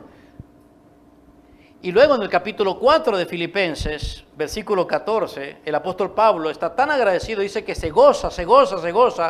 ¿Por qué creen que está gozoso? ¿Por qué incluso expresa aquella frase tan conocida como todo lo puedo en Cristo que me fortalece? En Filipenses 4:13. Porque en el versículo 14 él nos dice cuál es el motivo de su gozo, el motivo de su gratitud. ¿Saben por qué? Porque los cristianos en Filipos hicieron bien, dice él, en participar con él en su tribulación. Entonces lo que el apóstol Pablo está diciendo es que no solo lo que Lucas observó en Jerusalén, sino más adelante en cualquier asamblea local de cristianos, esta participación, esta comunión es común, es una norma. Y cuando Pablo el apóstol dice, yo estoy tan gozoso y tan agradecido porque ustedes han participado conmigo en mi tribulación, ¿a qué se refiere el apóstol Pablo? Bueno, versículo 15 nos lo dice. Dice que los cristianos de Filipos se hicieron cargo de sus cuentas, así participan. Hasta ese punto llegaron. El apóstol Pablo primero comienza destacando la participación que tienen en el evangelio, o sea, en algo espiritual, la participación que tienen en los asuntos espirituales que comparten. Por favor, hermanos, no tengan su teléfono encendido durante el culto. Por favor. Me desconcentra. La participación en el evangelio, la participación en el don, en la gracia. Y luego, ¿qué más dice? Incluso de ese nivel se han movido a participar de mis gastos. Es lo que dice en versículo 15, 4:15. Ustedes han participado conmigo en cuanto a ¿qué? A mis gastos, a mis cuentas. Increíble. Increíble, hubo una participación material bajo el impulso de la participación espiritual. Así es como tiene que ser, amados. Yo sé que hay personas, malos maestros, malas personas que cuando van a Hechos capítulo 2 y leen esto de que los cristianos vendían su propiedad, yo sé como un fulano que tiene una gran valla en la carretera que se llama Tomás Barahona, que ahora ha tratado de meterse a la política, se llama el apóstol Barahona, él y otros más aquí en Honduras. Yo sé que agarran ese versículo, estos son el tipo de pasajes que necesitan para sacarle la casa, el carro y toda la gente. Pero eso no es lo que estamos viendo aquí, hermanos. Nadie llega a un nivel material de despojarse de lo material sin antes no se encuentra, hermanos, en las bases seguras del nivel espiritual. Nadie. Nadie es manipulado. Se dan cuenta que cada uno lo hacía por voluntad propia, dice. No fue comunismo, no es que los apóstoles hacían el papel de dictadores, sea, traigan todo, vendan, denlo aquí. No, hermanos, era voluntario. Y no es que todo el tiempo fue así, pero sí todo el tiempo estuvieron dispuestos a participar, a expresar esa fraternidad en todos los ámbitos posibles, aunque eso les costara muchos de sus recursos. Dice el apóstol Pablo, me gozo, porque ustedes han aprendido a moverse desde la participación espiritual hasta la participación material. Incluso dice el apóstol Pablo, versículo 16, yo no les digo esto porque necesite de ustedes materialmente, no. Digo esto porque es un fruto espiritual en ustedes. Y eso es lo que menos tenemos nosotros como valioso. Hermanos, hermanitos, la participación material debe ser un fruto espiritual. ¿Me comprenden? Tiene que ser un fruto espiritual. No tiene que verlo usted cuando es llamado a dar, a compartir, a despojarse, a entregar, a perder algo de valor para usted, para que alguien tenga lo que usted no tiene y necesita. No debería verlo simplemente como una acción moral, es un fruto espiritual. Y dice el apóstol Pablo, no digo esto porque requiera de dádiva de ustedes, sino porque es fruto que abona a su cuenta. Es un fruto espiritual que abona a la cuenta de ustedes. Hermanos, cuando las condiciones y los motivos correctos están presentes, entonces no debería extrañarnos que se compartan los recursos materiales. Permítanme, hermanitos, poner un poquito aquí de fuego en la cosa.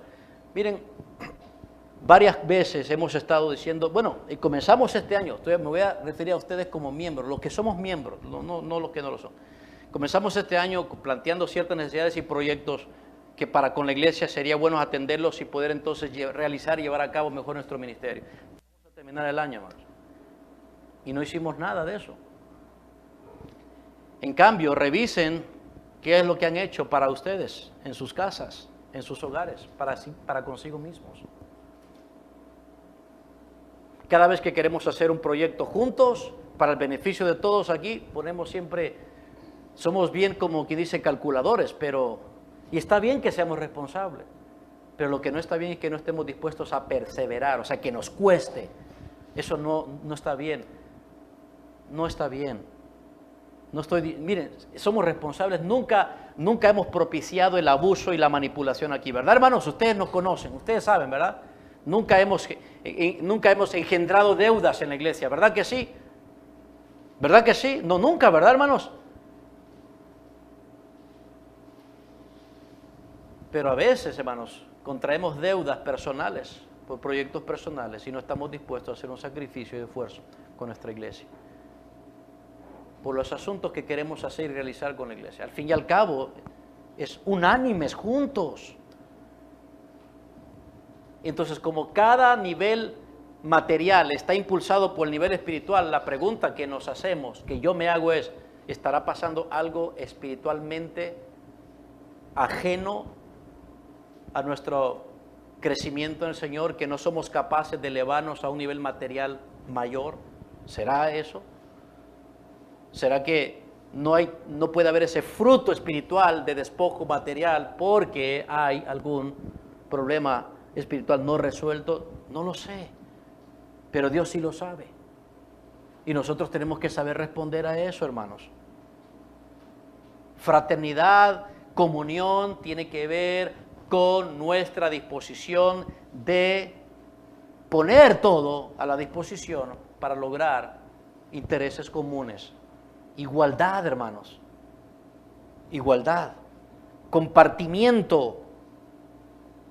Y luego el apóstol Pablo, además de eso, no solamente reconoció eso en los filipenses, como Lucas lo hace de los de Jerusalén, sino que también el apóstol Pablo reconoce a otros cristianos que son un ejemplo de participación, como Timoteo y Epafrodito.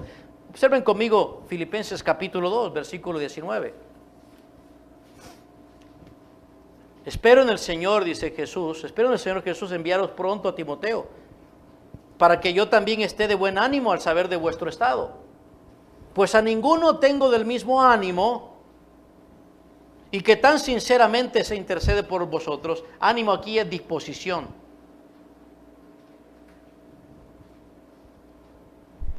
Miren lo que dice de Timoteo. Ninguno tengo del mismo ánimo, o sea, de la misma disposición, y que tan sinceramente se interese por vosotros. Allí está la comunión. Interés. Ahora, ¿hasta qué punto puede llegar ese interés?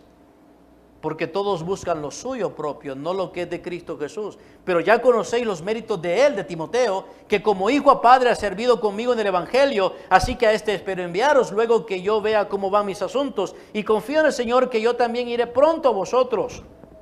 Timoteo es ese tipo de cristiano al que Lucas se refiere. Esos son los cristianos que debes encontrar en una iglesia cristiana. Teófilo, que se interesen, o sea, que tengan interés por los demás, no solamente se ocupe de sí mismo, interés por los demás. Timoteo.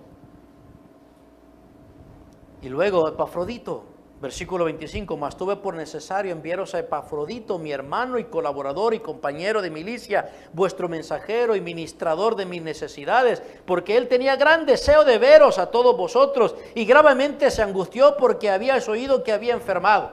Mire, el hermano Epafrodito se enfermó, y se enfermó más solo en preocuparse de que los hermanos se preocuparan por él. ¿Cómo está eso? ¿Cómo pueden ver eso? Ya estaba enfermo.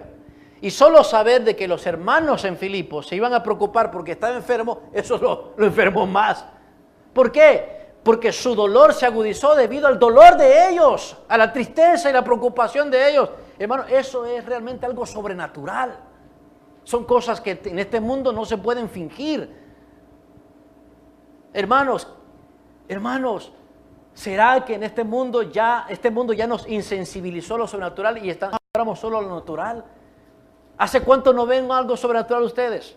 Y no me refiero a hace cuánto no ven a Cash Luna, hermanos, a ese falso maestro, no. ¿Hace cuánto no ven algo sobrenatural de Dios obrando en ustedes y produciéndolo en ustedes y a través de ustedes? ¿Hace cuánto tiempo no lo ven? Porque esto es sobrenatural, hermanos.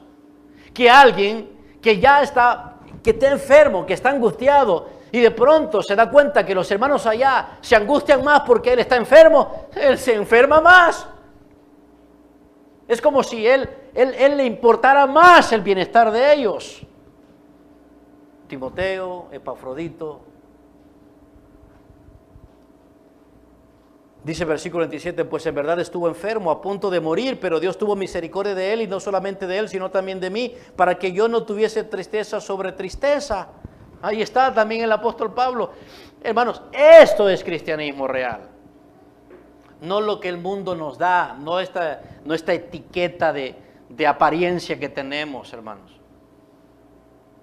Esto es cristianismo real, donde todos necesitamos pedirle al Señor gracia sobre gracia para ser doblegados, transformados, cambiados a la luz de esta enseñanza. De esta iglesia es que tenemos que ser parte, ¿no creen, hermanos? Donde aunque hayan desigualdades y diferencias, unánimes, juntos. Donde mostramos al Cristo vivo, real, manifestándose a través de un cuerpo materializado en nosotros como iglesia local. Así que,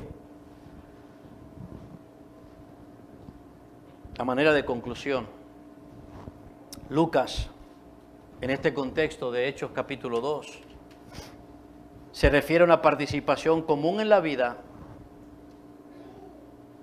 donde Dios les ha comunicado todo en común a través de Jesucristo. Y por lo tanto, teniendo todo en común a través de Jesucristo, ese es el terreno común.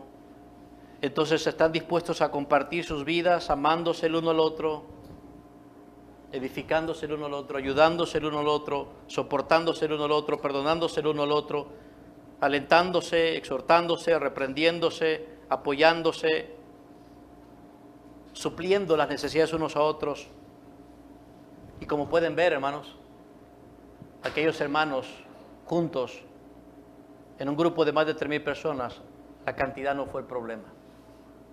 Perseveraron en la comunión.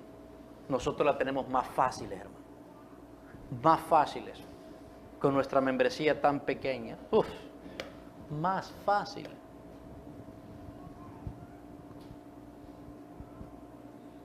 Con un producto sobrenatural del Espíritu de Dios en nosotros podemos superar todo tipo de diferencias, todo tipo de desigualdades, como se nos manda allí mismo en Filipenses capítulo 2, versículo 1, donde el apóstol Pablo ordena a todos los creyentes por igual. Versículo 1, si alguna comunión del Espíritu, teniendo comunión del Espíritu. Versículo 1 dice, por tanto, si hay alguna consolación en Cristo, lo cual hay. Si hay algún consuelo de amor, lo cual lo tenemos. Si hay alguna comunión en el Espíritu, también lo tenemos. Si hay algún afecto entrañable, con lo cual contamos. Si alguna misericordia, lo cual no hay duda de que tenemos misericordia en el Señor. Versículo 2, entonces, resultado de eso que compartimos, que tenemos, realidades que tenemos, completad mi gozo sintiendo lo mismo, teniendo el mismo amor, unánime, sintiendo una misma cosa. Nada hagáis por contienda o por vanagloria, antes bien con humildad, estimando cada uno a los demás como superiores a él mismo. Hermanos, ahí es donde vemos la fraternidad, cuando nos vemos como superiores a nosotros mismos, no cuando nos vemos superiores a otros. Cuando yo me veo superior a otro, entonces yo tengo simplemente interés por mí. Y lo peor es que tengo interés porque otros tengan interés por mí. Y yo exijo eso. Ay, yo no voy, yo no estoy con ellos, no fui hoy, porque los hermanos, el domingo pasado que no fui, no preguntaron por qué yo no fui. Entonces, mientras no pregunten, yo no voy. Imagínense, hermanos. Se convierte en una exigencia porque él se cree superior a los demás. Se cree más. No como Timoteo, no como Epafrodito.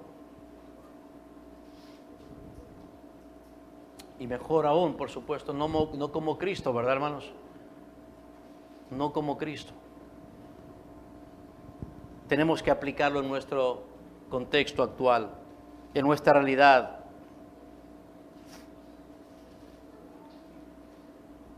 Ustedes alguna vez han visto un árbol que se llama secoya. No lo hay aquí, es un árbol, hermanos, realmente asombroso. Solo crece en cierta parte de los Estados Unidos. Los enormes secoyas son árboles gigantes que pueden crecer hasta 90 metros de altura. Imagínense, 90 metros de altura. Son como rascacielos. Y tienen un diámetro de más de 6 metros.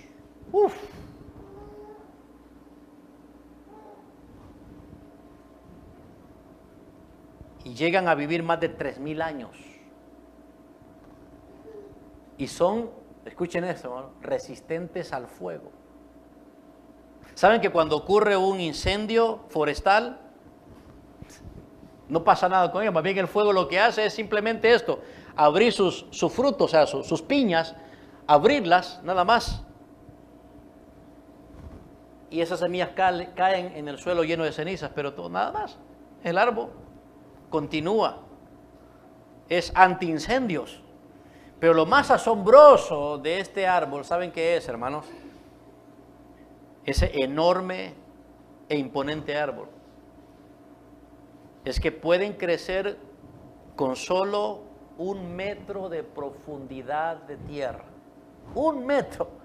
90 metros hacia arriba, 6 metros, que sería como 3 veces lo que yo soy, ¿verdad?, a la redonda de diámetro, así, y solo necesitan quizás aquí 1 metro de profundidad de tierra para crecer y mantenerse, ¿sí?, aquel majestuoso, imponente árbol en la tierra. ¿Saben por qué, hermanitos? ¿Saben cuál es el secreto del secoya? Sus raíces. Sus raíces están entrelazadas de una manera única, como ningún otro árbol las tiene. Eso fortalece al árbol y lo alimenta, lo nutre y lo hace tan sólido como es, con una durabilidad de 3000 años, antiincendios. Ese árbol no necesita gran cantidad de tierra, gran profundidad, le basta con 1 metro, pero lo que sí tiene es un montón de raíces entrelazadas, finas, sólidas. Hermanos, así es el plan de Dios con la iglesia, con nosotros, en cuanto a la fraternidad. No importa qué tan grande sea nuestra cantidad o nuestro grupo, o qué tan pequeño sea, no importa qué tan desafiante sea la comunión, la participación, el plan del Señor no concibe nuestra capacidad para nada, sino más bien Él mismo hace que cada cristiano juntos seamos como esas raíces del secoya, entrelazados, entre más unificados estamos, entre más participamos los unos de los otros, más sólidos somos, más fuertes somos, más respaldo tenemos, más capacidades tenemos contra los vientos impetuosos de la vida. Entre más juntos estemos, entre más tiempo compartamos, más amor crece y más respaldo espiritual recibimos del Señor y de los demás. Por eso es que la palabra de Dios dice: y no dejéis de congregaros, como muchos tienen por costumbre. Antes bien, consideraos unos a otros al amor y a las buenas obras. Entre más juntos estamos, no es para pelearnos más, y no es para competir entre nosotros, y no es para fomentar la rivalidad. Entre más juntos estemos, es para aprendernos a amar más, es para aprendernos a entregarnos más, es para estimularnos más al amor y a las buenas obras. Y como dice también la palabra de Dios en Hebreos capítulo 13, y de hacer el bien no nos cansemos. Sigamos haciendo el bien, perseveremos en hacer el bien, sobre todo en la familia de la fe, dice el apóstol Pablo a los Gálatas en el capítulo 6. Amados, seamos como el secoya. Seamos esas raíces que no necesitamos grandes cosas más que estar juntos, unidos, arraigados en el mismo terreno común de las bendiciones espirituales que compartimos en Cristo. Y piénsenlo, cuanto más difícil sean nuestras adversidades y estamos juntos, unificados, unánimes, nuestra fortaleza va a ser la clave de la unión. Palabras de aliento, oraciones unos por otros, llorar juntos, sostenernos a otros, alentarnos, amonestarnos, aconsejarnos, corregirnos. Hermanos, eso va a tener gran poder en una iglesia, ya sea grande o pequeña. Pero necesitamos tener un compromiso con la fraternidad cristiana. Y eso, hermanos míos, nos va a costar. ¿Me comprenden? Nos va a costar. Nos va a costar todo. No vamos a seguir siendo promotores de aislamiento, promotores de apatía. Al contrario, nos va a costar superar desafíos. Lo primero que nos va a costar es negarnos a nosotros mismos, mis propios intereses. Ay, es que a mí, nos va a costar eso. Pero tenemos una urgencia, hermanos. El día se acerca. El día del Señor se acerca.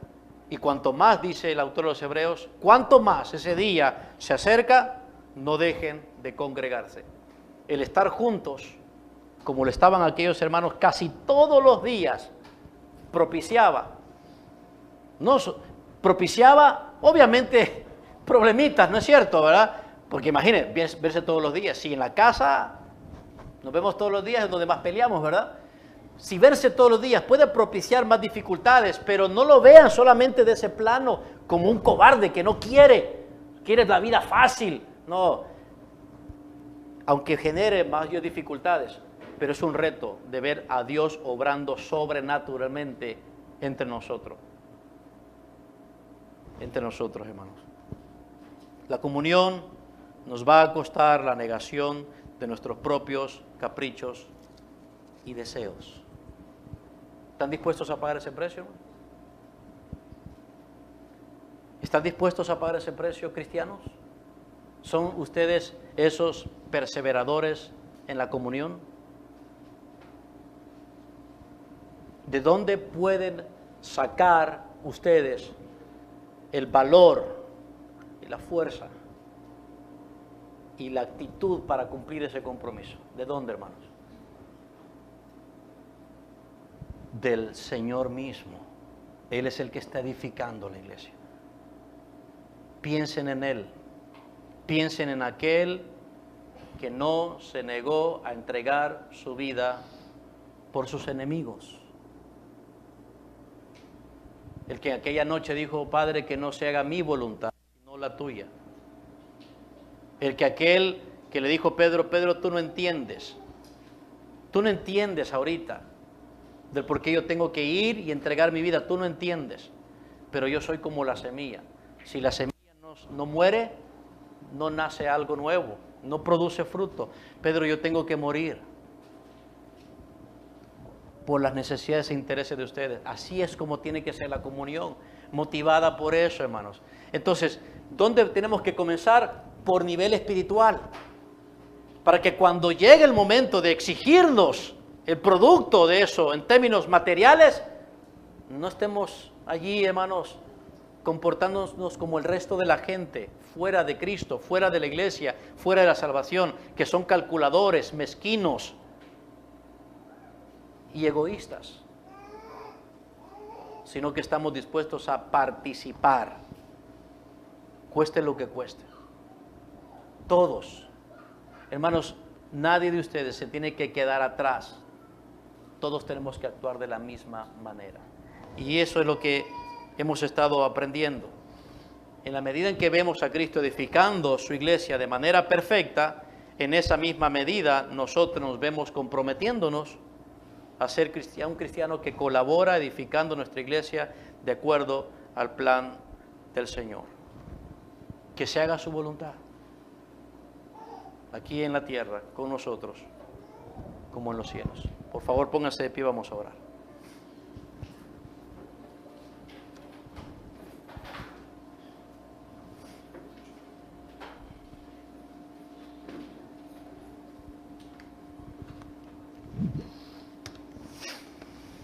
Oremos.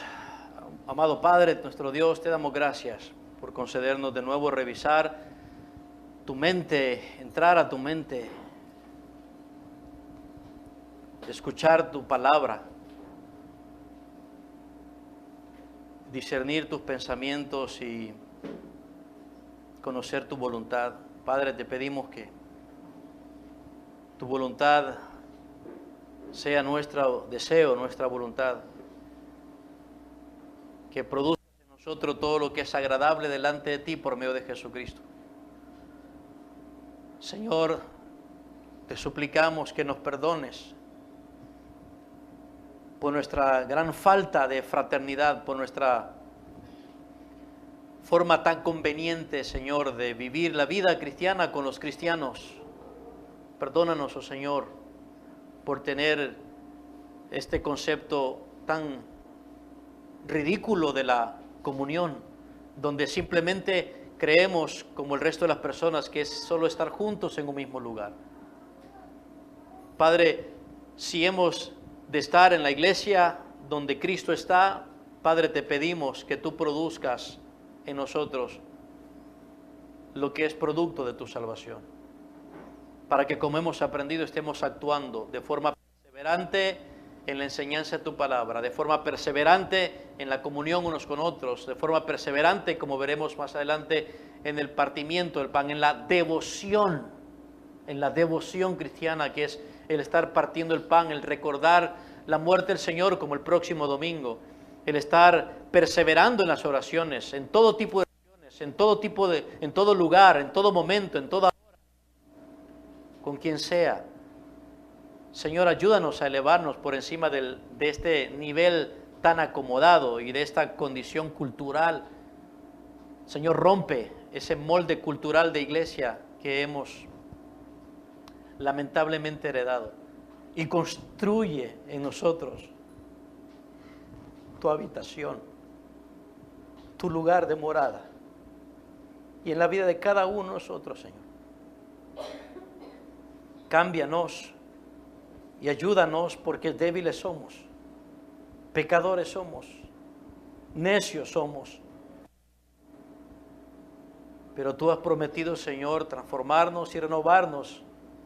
Así que ayúdanos, oh Señor, a hacer tu voluntad, con todo tu deseo, con toda tu fuerza, con todo tu poder. En amor lo podamos cumplir, en amor podamos ver los cambios, podamos, oh Señor, ser capaces de vernos unos a otros de la manera en que quieres que nos veamos y juntos participar en la edificación de la iglesia.